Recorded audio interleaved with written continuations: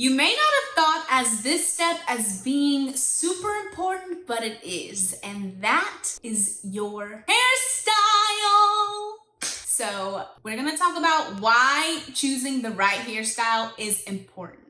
So stay tuned.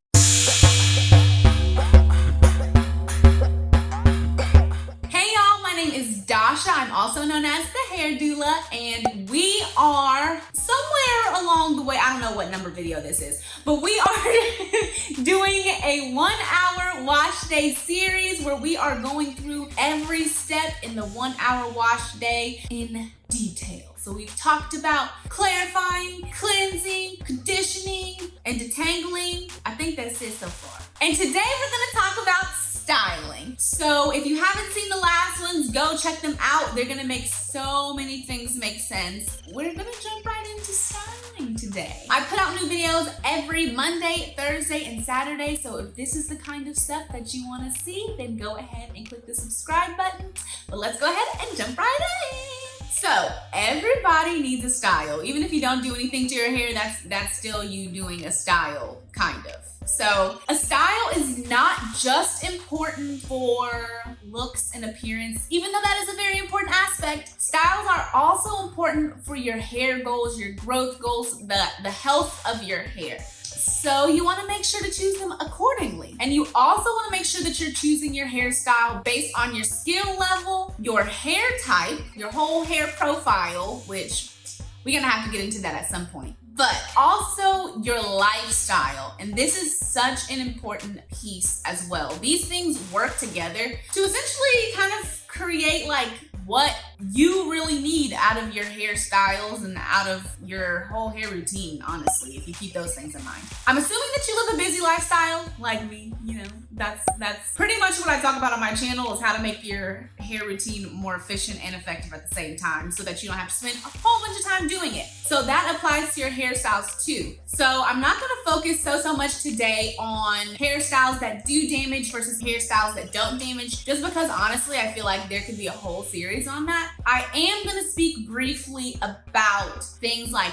dense hair versus sparse hair, if your texture is finer versus thicker. These are different things that will really affect the style that you're going to choose. So if you have low density hair or your hair is really fine, then you're gonna wanna choose styles that make your hair look more voluminous as opposed to styles that's gonna make your hair look thin. So that means things like braid outs, twist outs, roller sets on stretched natural hair would be ideal for you. Something else that would be ideal for you is a fluffy wash and go as opposed to a really defined wash and go. And one of my YouTube sisters said that wash and fro might be a more appropriate term. So when you're having doing a fluffier wash and go. So that's one reason that I do fluffy wash and goes. It's because my hair is really fine. Like, it's very dense. I have a lot of hairs on my head. Hair in my eye. That don't feel good. I have a lot of hair on my head, but my individual hair strands are very fine. And so when my hair is really defined, it looks so flat, and I really don't like it. Like, I really don't like it. If I liked flat hair, I would have stayed relaxed, but I didn't, so I didn't. I went natural because I wanted big hair. Like, I really wanted big hair.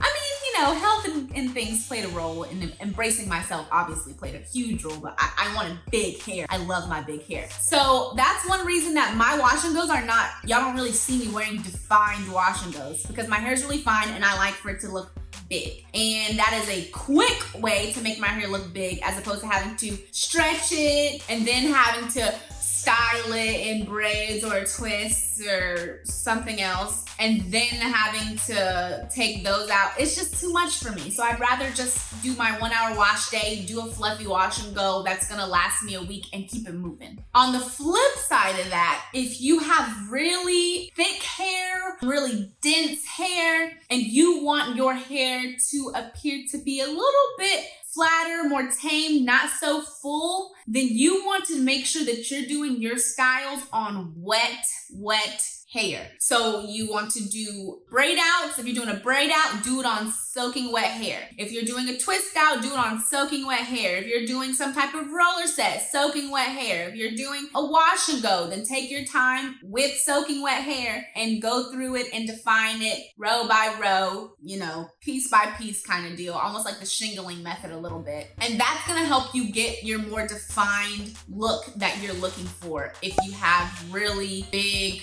dense, thick hair. So water's gonna be your best friend. You and water are BFFs, okay? You and water gonna be best friends.